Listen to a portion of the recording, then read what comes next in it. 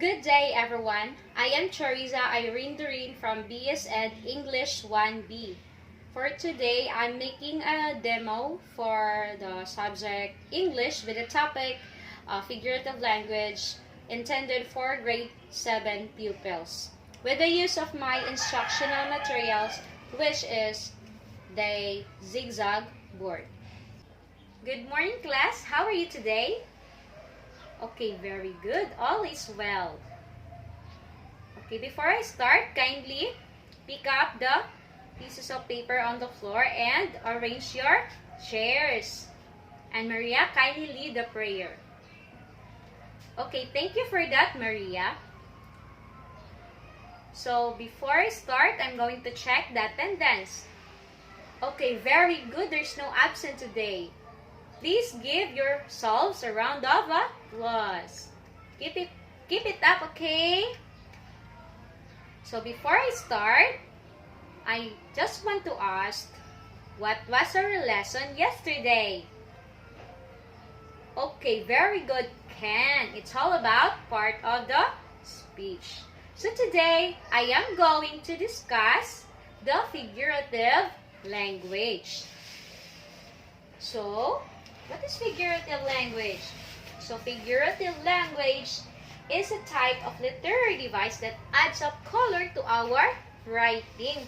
It is when you describe something by comparing it to something else. So, what we have here is the example or the types of figurative language.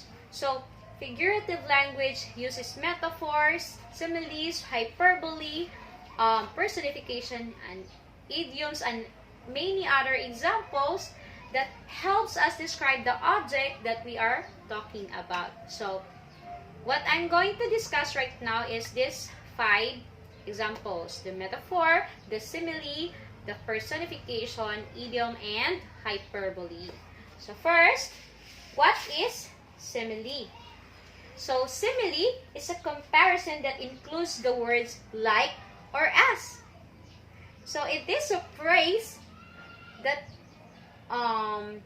it is a speech involving comparison and uses the word like or as. So, always remember that simile uses like or as. Like, for example, you were as brave as a lion. So, it is a simile because there is the word or the conjunction as that was used. So, the you here is the subject compared.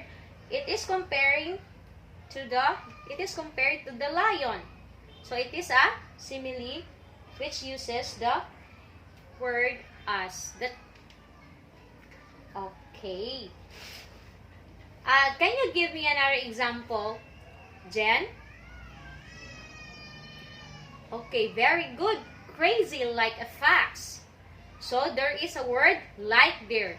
So, crazy, compare it to the fox. Okay, very good. Thank you for that. And next is metaphor. So, metaphor is a comparison that does not include the words like or as. So, you should always remember that the metaphor, it compares something to another but not uses like or as, unlike simile that uses the words like or as. Right? So, we have an example here. So, kindly read the example, Jess. Okay, very good. Heart of gold. So, heart is compared by gold but not uses like or as compared to simile. So, this is an example of metaphor. So, who can give another example for metaphor? Okay, very good, Jessa. The snow was a blanket. So, it compares something but not uses like or as. Okay, very good. Thank you for that, Jessa. So, the next is the personification.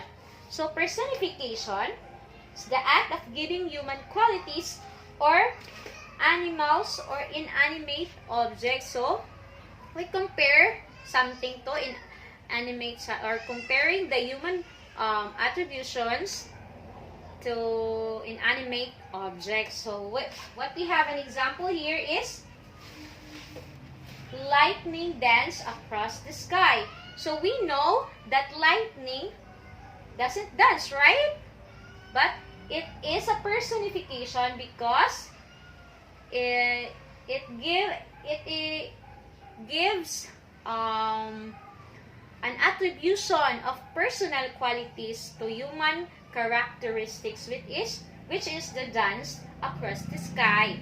So that is why it is part of the personification. So another example would be the wind howled in the night, right? So wind doesn't howl, but it is used to the wind is howled in the night is it doesn't use the literal meaning, so it has another meaning. So meaning the wind howled in the night, so meaning it is a strong wind, right? Okay, for the last one is the idiom. So idiom is an expression whose meaning is different from the meaning of its individual words. So there is a difference from personification and idiom, because personification it gives the attribution or compared to something, to an inanimate object, to a human characteristics. But an idiom in the sentence, like the stabbed in the back. So what is the meaning with that?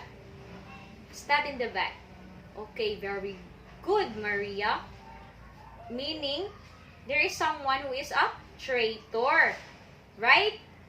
But literally, it doesn't fit the meaning. But figuratively,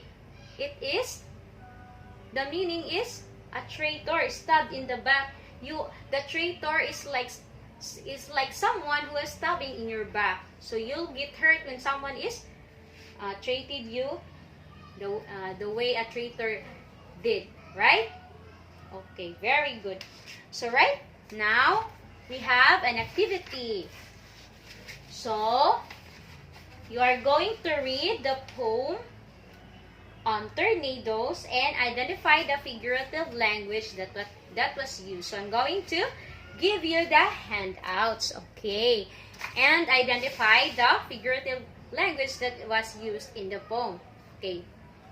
Okay, very good. You have high scores. Give yourselves a round of applause. So, for our assignment, you are going to give at least 5 examples of each. 5 examples for simile, metaphor, personification, hyperbole, and idiom. Right? Okay, very good. And that's all for today, class. Ken, can you lead the prayer?